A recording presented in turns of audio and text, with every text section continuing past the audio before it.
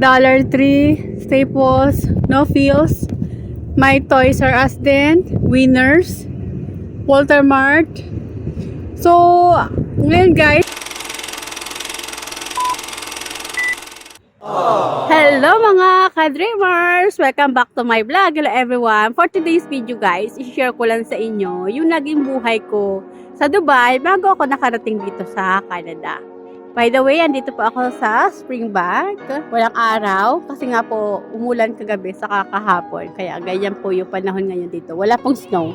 Ang temperature po ngayon dito ay nasa positive 9. So hindi ganun kalamig. So yun nga guys, share ko sa inyo yung naging buhay ko sa Dubai bago ko nakarating dito sa Canada. Mula nung dumating ako dun sa company namin, kami po yung pinaka-pioneer na dumating doon. Bagong bukas na mall, ang laking mall talaga guys. Ang doon, ang hirap din maging sales lady kasi nakatayo. 12 hours talaga kaming nag-work noon. And then, mag-break lang kami para kumain. Tapos yung manager ko pa may saltik.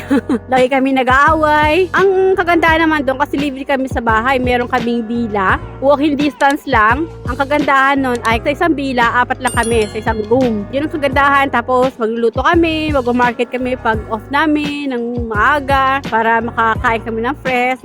Nakalimutan ko na kung saan kami nag-market ng mga isda noon eh. Talagang ang saya. Masaya naman yung naging buhay ko doon sa Al Mamsar. Yung mall na yung guys nasa Al Mamsar.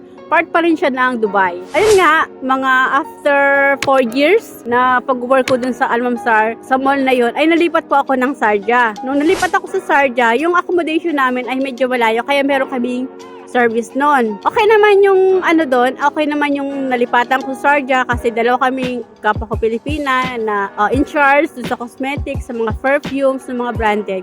Isang counter lang yung kabilang dalang may hawak noon. Kasi kada department ay may mga staff na nakabantay. Yun lang, ang doon, ang mahirap lang din dun sa kasama ko, dun sa Sharjah ay parang nainggit siya sa akin. Hindi ko alam kung bakit siya nainggit sa akin. Lahat ng mga promoter ng ng mga cosmetics brand dun sa shop ay ka-close ko. Hindi ko alam, insecure siya sa akin. Wala naman akong ginagawa sa kanya. Siyempre, kapag may inggit guys, gagawa ka ng problema. Hindi naman ako nagpaantik sa kanya kasi nga wala naman akong ginagawa. Hindi naman ako nakikipag-away eh. Siguro no mga maganda naman yung naging kasama ko sa bahay sa Sharjah. Close ko lang sila. Ang kaanuhan lang dun sa Sharjah ay isa lang puntahan namin sa isang park. Di tulad dun sa Al Mamsar ay malapit lang kami sa city, sa Dubai talaga sa Dera. So madali lang kami makapunta doon pag kami, mamasyal kami, punta kami ng disco, yung gano'n, madali lang kami makapunta doon. Ang problema lang doon guys sa company namin ay malaking company. So lahat ng mga staff ay palipat-lipat, tinatransfer lang nila. Kaya pag may natatransfer ay nag-iiyakan talaga. Kasi ayaw nila sa mga disyerto. Lalo na kung mayroong ginawa, lagi yung umabsent, itatapon ka nila sa disyerto. Ras Al Khaimah, sa Fujairah, yung mga provinces ng UAE. Mga siguro makalipas na mga 1 taon, nalipat na ako sa Dubai kasi nga yung in charge naman dun sa Dubai shop ay mag-for good na uwi sa Pilipinas, so wala nang magbabantay doon. So ako naman ang nilipat. Bago ako ilipat nun sa Dubai, narinig ko na ililipat ako sa ibang branch. Parang sa yata yung disyerto, ayoko noon. Hindi ako talaga pumapayag. Sabi ko kung nilipat na ako sa disyerto, ay magpapakancel na lang ako. Kinausap ko pa nga yung tito ko noon kasi nagtatrabaho siya sa Dubai din. Sabi ko, ayokong matransfer sa malayo. Sabi ko, kausapin mo yung general manager namin na mapapalayo ako sa'yo. Yung nga, ginawa namin. Kinausap namin ng tito ko yung general manager namin na hindi nga ako lilipat kasi nga mapapali ako sa kanya. Ganun na naging guys yung sitwasyon. Tapos after 1 year, yun lalipat lang sa Dubai. Ayoko din. Mag-boarding house ako noon eh. Ayoko ng boarding house kasi kapag mag-boarding house ka sa Dubai, yung tinirhan ko guys, isang malaking room, tapos dinivide sa dalawa. Yun sa kalahating room na yun ay meron 3 double deck. Tapos dun sa kabila naman, meron 2 double deck. So biruin nyo guys, sa isang room, ilan kami? Bali 5 double deck lahat nakatira. Tapos, ang problema pa doon, syempre kapag matutulog ka, maingay kasi hindi pare-pares yung time nyo. Mayroong madaling araw na uwi, may kakaluskos, yun ang talagang pinakamahirap na nangyari na naranasan ko doon sa Dubai. Tapos, ang problema noon, abono pa ako kasi yung company ay binigyan lang ako ng 600 dirhams. Yun lang yung bangbayad namin sa rent 600. Tapos, yung water bill saka electric, ako mag-shoulder. Kaya yun talagang inayawan ko. Buti na lang, dun sa shop na napuntahan ko ay libre pagkain. May bakery dun sa loob ng supermarket. And then, may mga fork. Tapos, puro Pilipino din. Pag gutom kami, doon po pupunta na kami doon sa bakery. Kakain kami. Tapos doon naman sa pork section, kapag magluluto sila, delivery na kami sa pagkain. Yung manager doon sa supermarket, walang pakialam sa amin. Lalo na pag wala yan, talagang yung mga staff niya, akala mo, nakawala. Yun lang pinaka mahirap guys sa Dubai. Kasi nga, yung tirahan, as in talagang, mahirap.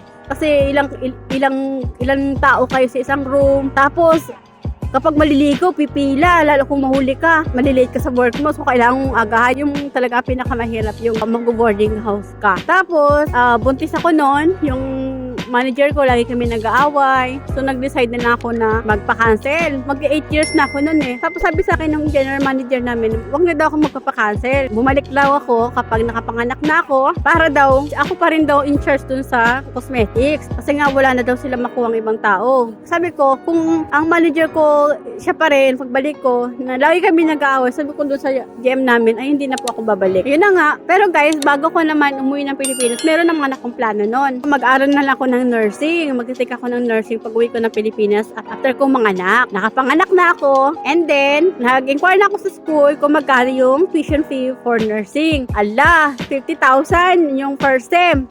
Saka hindi pa yan Siyempre may mga equipments pa yan na kailangan mong bilhin, other expenses. Siguro sabihin natin mga 50 to 70,000 na magagastos kapag sa isang SEM. So, ang laking pera, hindi kaya. So, bale sa isang taon, ay kailangan ko mag-provide ng 100 to 130,000 sa isang taon. Ang laking pera. So, kaya gusto ko mag-aral ng nursing, ay hindi ko na po tinuloy. Kasi malaki po yung perang kakailanganin ko. Siyempre, may anak ka na, mas priority mo na yung anak kasi nga, may mga expenses din yun sa vaccine, sa meal, sa diaper. Talagang ko na yun, inalis ko na yun, hindi na ako makapag-aral ng nursing. Tapos guys, after so many years na nakalipas, ay nakapag-decide na rin ako na mag-take na lang ako ng caregiving course sa PWU or sa Philippines Women's University. Okay, yun nga, nakapag-take na ako, nag-inquire na ako dun sa school, sa PWU, 32,000 yung magiging tuition. Ma-provide yung 32,000 pesos kasi installment naman. Pinagsabay ko yung pag-aaral ko ng caregiving course sa pag-aaral ng anak ko. Ang medyo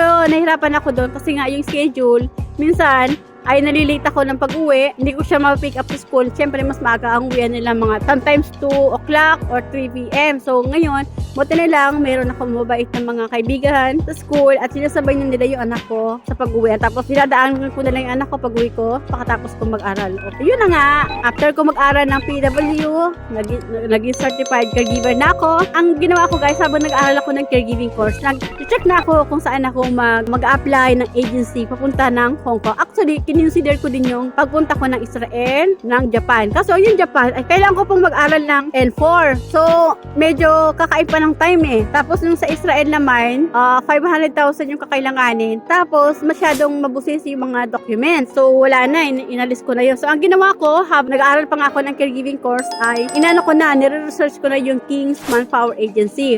So, pagkatapos ko mag-take ng caregiving course at naging certified caregiver na ako, nag-graduate ako noong October 2019. So, nakakalipas ng Christmas, noong January, ay nag-apply na po ako sa King's Manpower at na-hire na rin po agad ako. Ayun, nag-gain ako ng experience sa Hong Kong ng more than 2 years. So, habang nag-experience ako sa Hong Kong, ay nag-take na rin ako ng IELTS, ng ECA, para ready na. And then, ayun na nga, nag-research na rin ako kung saan ako mag-apply sa agency. So, marami na din po akong in-applyan, in-inquire ng mga agency guys sa Hong Kong bago ako nakarating ng Metro Pinoy. Ang Metro Pinoy ay talagang pinag-pray ko kay Lord dyan na sana ito na po yung agency na makatulong sa akin na matupad yung pangarap ko na makarating po sa Canada. So, yun na nga, sila po yung naging way ko na makarating po ako dito sa Canada at natupad na po yung pangarap ko na nakarating na po ako dito sa Canada sa tulong po ng Metro Pinoy. So, yun guys, ang naging buhay ko sa Dubai bago ako nakarating dito sa Canada. So, marami din po ako naging struggle. Marami din po akong pinagdaanan sa buhay, mga pagtitiis. Ganyan, lahat po yung pinagdaanan ko.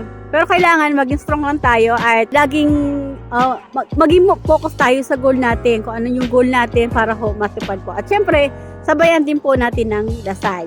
Okay?